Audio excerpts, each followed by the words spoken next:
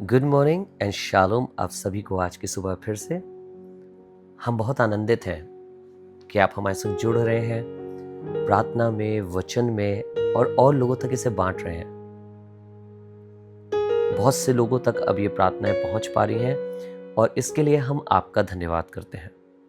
हमारी सिर्फ एक कोशिश होती है कि हर सुबह खुदावंद का कलाम आप तक लेकर आए और आप हमारे संग दुआ में शामिल हो सके, ताकि इससे पहले कि हम दुनिया के किसी और कार्य में हाथ लगाएं, हम खुदावंद की आवाज को सुन सकें। आज का वचन नीति वचन उसका 25 बाब और उसकी 14 आयत में है।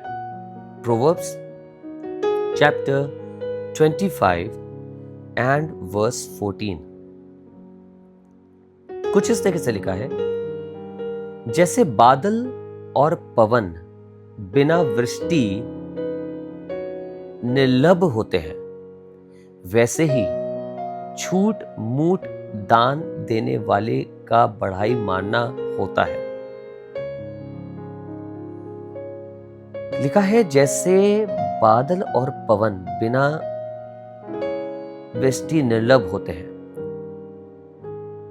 आपको मालूम है, जब एक बादल या पवन आता है और वर्षा नहीं बरसाता है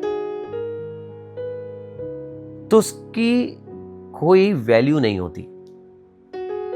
आपको वर्षा की आवश्यकता है, आपको जल की आवश्यकता है, पानी की आवश्यकता है, और बादल आ रहे हैं, बहुत गर्मी है, बहुत परेशानी है, बादल आ रहे हैं और चले जाते हैं।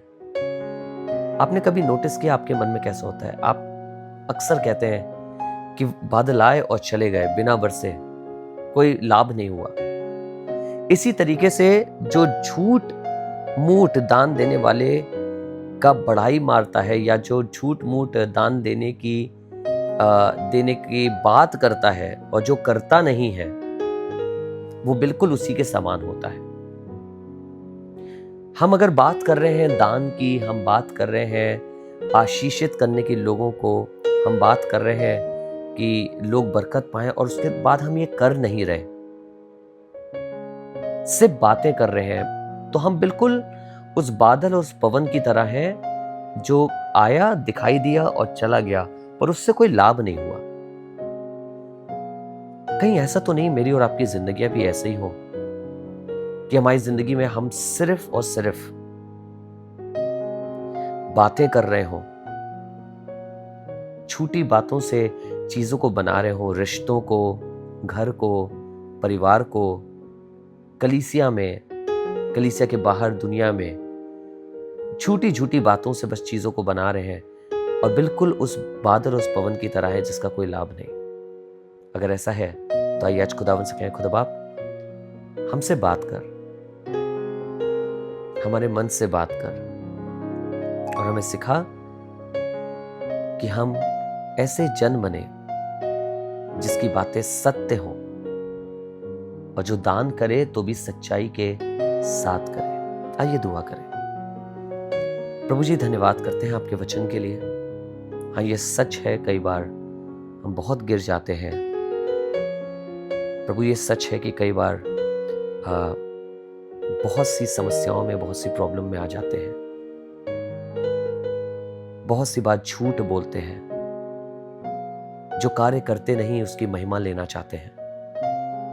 पर प्रभु, आज चाहते हैं इन सब झूठ की बातों को दूर करके हम सिर्फ तेरी ओर देख सकें और तुझसे कह सकें कि खुदा बाप, हम वफादारी के साथ आपके साथ चलेंगे। झूठ से अपने घरों को, अपने परिवारों को, अपने रिलेशंस को नहीं बनाएंगे। पर जैसे हमारा परमेश्वर सच्चा है, वैसे ही हम भी सच्चे होंगे। आपके कलाम के लिए धन्यवाद प्रभु यीशु के नाम से, आमीन। ये हमारे बाप, आप जो आसमान पर हैं, आपका नाम पाक माना जाए, आपकी बादशाहत आए, आपकी मर्जी जैसे आसमान में पूरी होती है वैसी जमीन पर भी हो। हमारी रोज की रोटी आज हमें बख्श दे। जिस तरह हम अपने कसूरवारों को माफ करते हैं, हमारे कसूरों को माफ कर। हमें आजमाइश में ना पड़ने दे, परंतु बुराई से बचा, क्योंकि बादशाहत, कुदरत और जलाल हमेशा तेरा है। आमीन। Amen and God bless you all. खुदावन आप सबको आशीष दे।